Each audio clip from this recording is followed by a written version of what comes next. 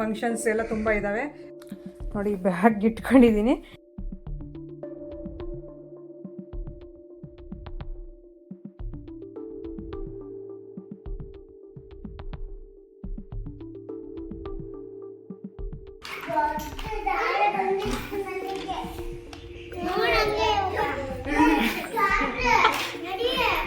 ಹೋಗಲ್ಲೇ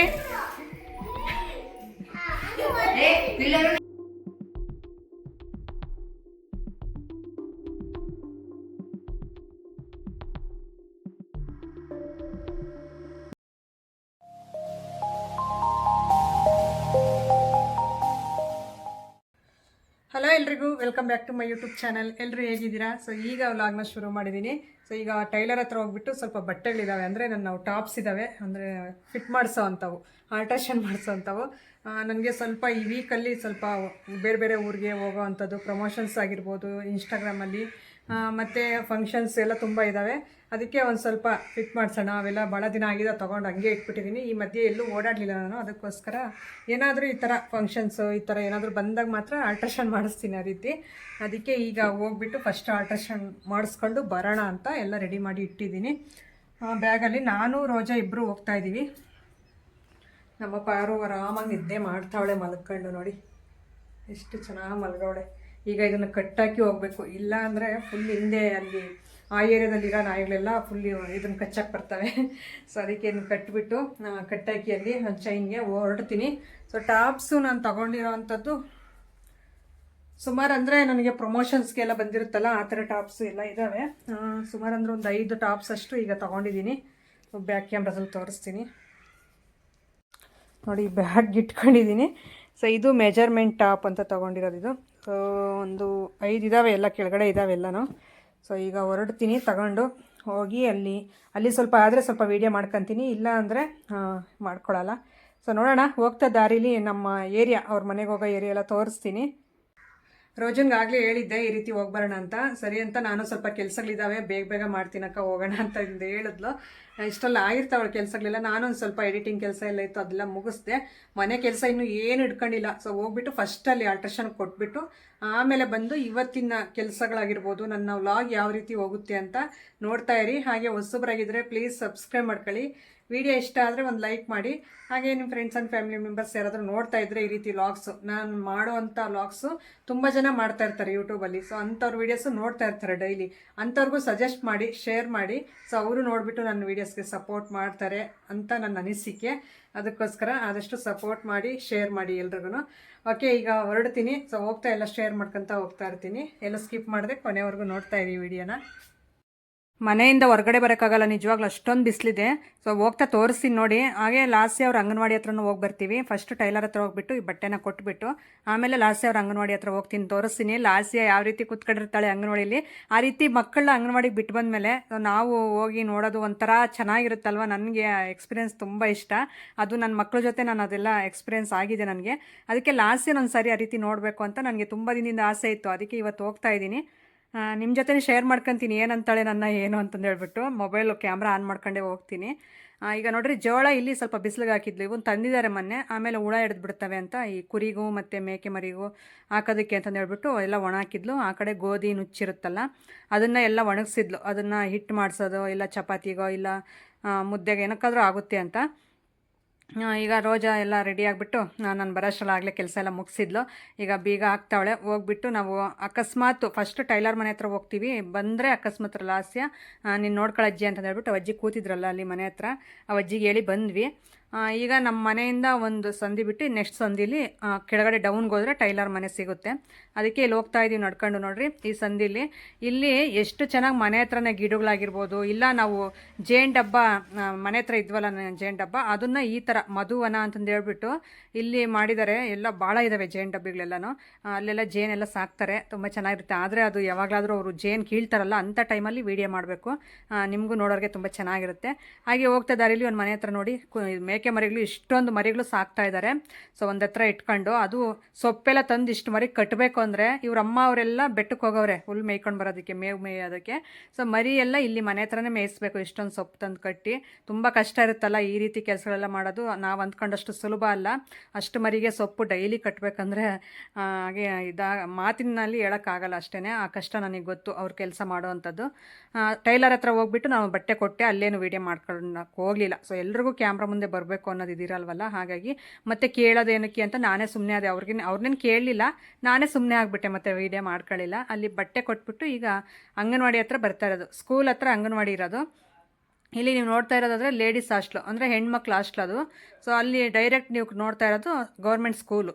so ಅದ್ರ ಪಕ್ಕನೇ ಅಂಗನವಾಡಿ ಇರೋದು. ಅಲ್ಲಿಗೆ ಈಗ ನಾನು ರೋಜಾ ನೋಡಿ, ಬಿಸಿಲಾದರೆ ಮನೆಗೆ ಬರೋಷ್ಟರಲ್ಲಿ ನನ್ನ ಮೂಗೆಲ್ಲ ರೆಡ್ ಆಗಿತ್ತು. ಆ ಥರ ಬಿಸಿಲು, ಸುಮ್ಮನೆ ಸಖತ್ತು ಬಿಸಿಲು ಹೊಡಿತಾ ಐತೆ. ಇದರಲ್ಲಿ ಗಿಡಗಳು ಮರಗಳು ತುಂಬ ಚೆನ್ನಾಗೈತೆ ಸ್ಕೂಲ್ ಹತ್ರ. ಇಲ್ಲಿ ತಂಪು ಚೆನ್ನಾಗಿರುತ್ತೆ, ಮಕ್ಕಳು ಆಟಾಡ್ಕೊಳಕ್ಕಾಗಿರ್ಬೋದು, ಕೂತ್ಕೊಳ್ಳೋಕ್ಕೆ, ಓದ್ಕೊಳ್ಳೋಕ್ಕೆ. ಸ್ಕೂಲ್ ರೂಮ್ಸ್ ಮೇಲ್ಗಡೆ ಎಲ್ಲ ಫುಲ್ಲು ಒಂಥರ ಮರ ಹಬ್ಕೊಂಡಿದ್ದಾವೆ, ಭಾಳ ಚೆನ್ನಾಗಿರುತ್ತೆ ಆ ರೀತಿ ಇದ್ದರೆ. ನೋಡಿ ಅಂಗನವಾಡಿ ಇದು. ಸೊ ಇಲ್ಲಿ ಅಂದರೆ ನಮ್ಮ ಲಾಸ್ತಿ ಅವ್ರದ್ದು ಅಂಗನವಾಡಿ ಇನ್ನೂ ಹೊಸದಾಗಿ ಕೆಳಗಡೆ ಆಗ್ತಾಯಿದೆ.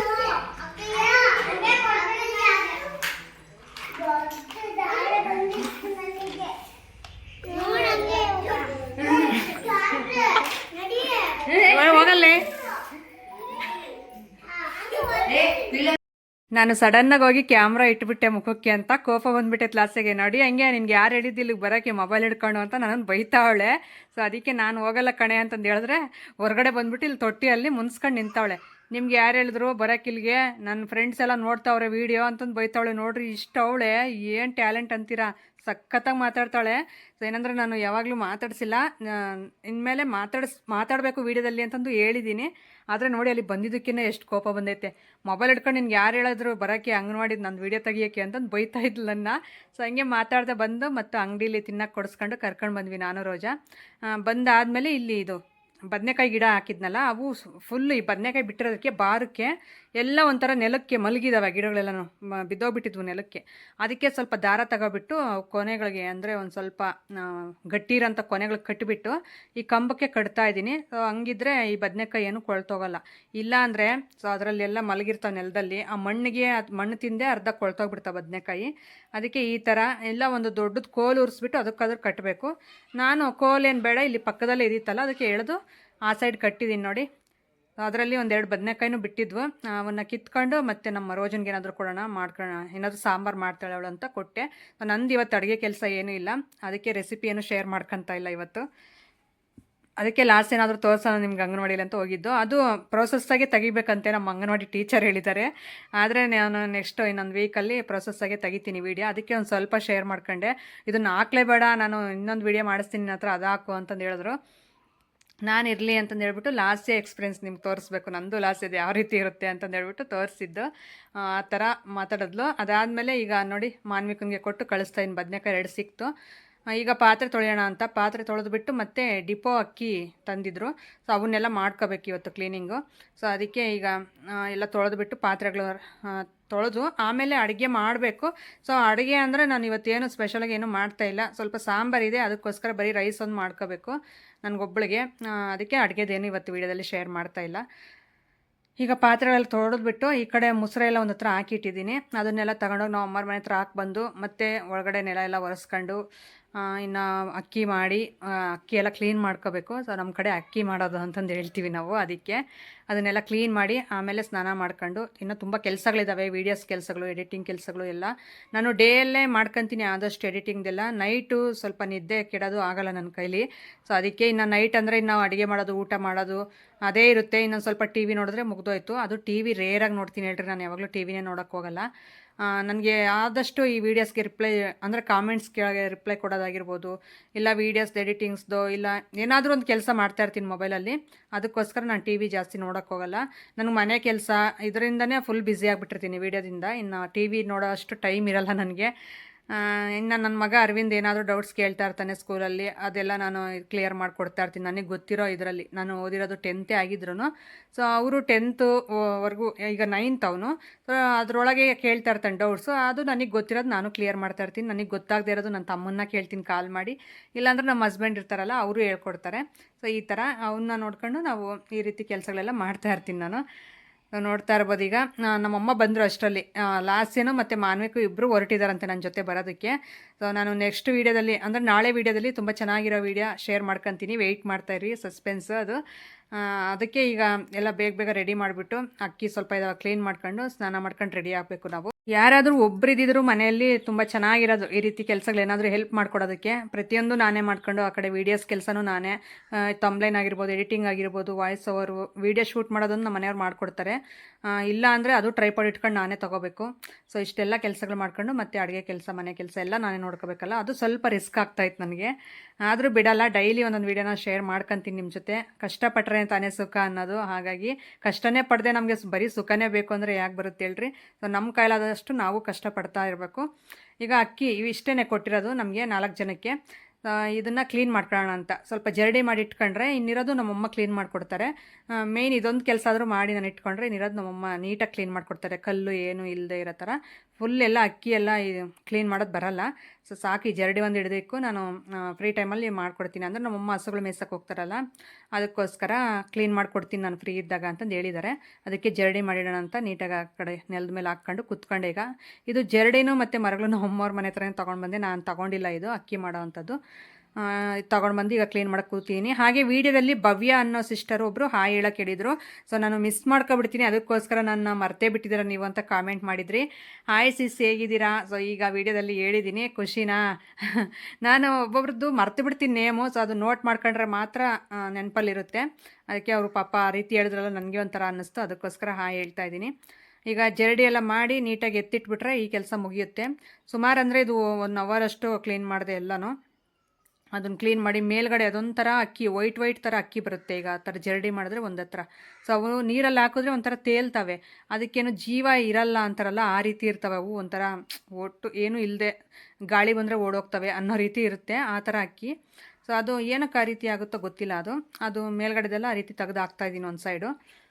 ಈ ಥರ ಮೇಲ್ಮೇಲೆ ಎಂಡೆ ನೆಲ್ಲು ಎಲ್ಲ ಇರ್ತಾವಲ್ಲ, ಸೊ ಅಂಥವೆಲ್ಲ ಕ್ಲೀನ್ ಮಾಡಿ ಈ ರೀತಿ ಜರಡಿ ಮಾಡಿ ಇಟ್ಟರೆ, ಮತ್ತು ಮಣ್ಣು ಅದೆಲ್ಲ ಇರುತ್ತಲ್ಲ ಅದನ್ನೆಲ್ಲ ನಮ್ಮಮ್ಮ ಕ್ಲೀನ್ ಮಾಡಿಕೊಡ್ತಾರೆ. ಸೊ ಇಷ್ಟಾದರೂ ನಾವು ಮಾಡ್ಕೋಬೇಕಲ್ಲ, ಮನೇಲಿ ಇರ್ತೀವಲ್ಲ. ಸೊ ಪುನಃ ನಾವು ಏನೂ ಮಾಡೋದೇ ಇಲ್ಲ ಅಂದರೆ ಚೆನ್ನಾಗಿರಲ್ಲ. ಹಾಗಾಗಿ ಇಷ್ಟು ಕ್ಲೀನ್ ಮಾಡಿ ಕೊಡ್ತಾಯಿದ್ದೀನಿ ನಮ್ಮಮ್ಮನಿಗೆ. ಈಗ ನಾವು ಹೊರಡಬೇಕು, ಸ್ನಾನ ಮಾಡಿಬಿಟ್ಟು ಮತ್ತೆ ಲೇಟ್ ಆಗುತ್ತೆ. ಅದು ಏನು ಅಂತ ನಾನು ನೆಕ್ಸ್ಟ್ ವೀಡಿಯೋದಲ್ಲಿ ನಿಮಗೆ ತಮ್ಮಲೆ ನೋಡಿದ ತಕ್ಷಣ ನಿಮಗೆ ಅರ್ಥ ಆಗುತ್ತೆ. ಆ ವಿಡಿಯೋನ ಶೇರ್ ಮಾಡ್ಕೊತೀನಿ. ಈಗ ಹೊರಡೋದಕ್ಕೆ ಅಂತಂದು ಹೇಳ್ಬಿಟ್ಟು ಎಲ್ಲ ಕ್ಲೀನ್ ಮಾಡಿ ಮತ್ತು ಚೀಲಕ್ಕೆಲ್ಲ ತುಂಬಿಬಿಟ್ಟು ನಾನು ಆ ಬಾಗಿಲಿಂದಕ್ಕೆ ಇಟ್ಟೆ. ಯಾಕಂದರೆ ಅದಿನ್ನೂ ಕ್ಲೀನ್ ಮಾಡೋದಿದೆ, ನಾನು ಸುಮ್ಮನೆ ಜರಡಿ ಒಂದು ಮಾಡಿದ್ದೀನಿ ಅಷ್ಟೇ. ಅದು ಕ್ಲೀನ್ ಮಾಡಿದ್ಮೇಲೆ ನಾನು ತೋರಿಸ್ತೀನಿ ನಮ್ಮಮ್ಮ ಕ್ಲೀನ್ ಮಾಡಿಕೊಡೋದು. ಇದನ್ನು ಎತ್ತಿಟ್ಟು ಈಗ ಹೋಗಿ ರೆಡಿ ಆಗಬೇಕು. ಇದಾಗಿತ್ತು ಫ್ರೆಂಡ್ಸ್ ಇವತ್ತಿನ ವೀಡಿಯೋ. ಯಾವ ರೀತಿ ಅನ್ನಿಸ್ತು? ಹಾಗೆ ಹೊಸಬ್ರಾಗಿದ್ದರೆ ಸಬ್ಸ್ಕ್ರೈಬ್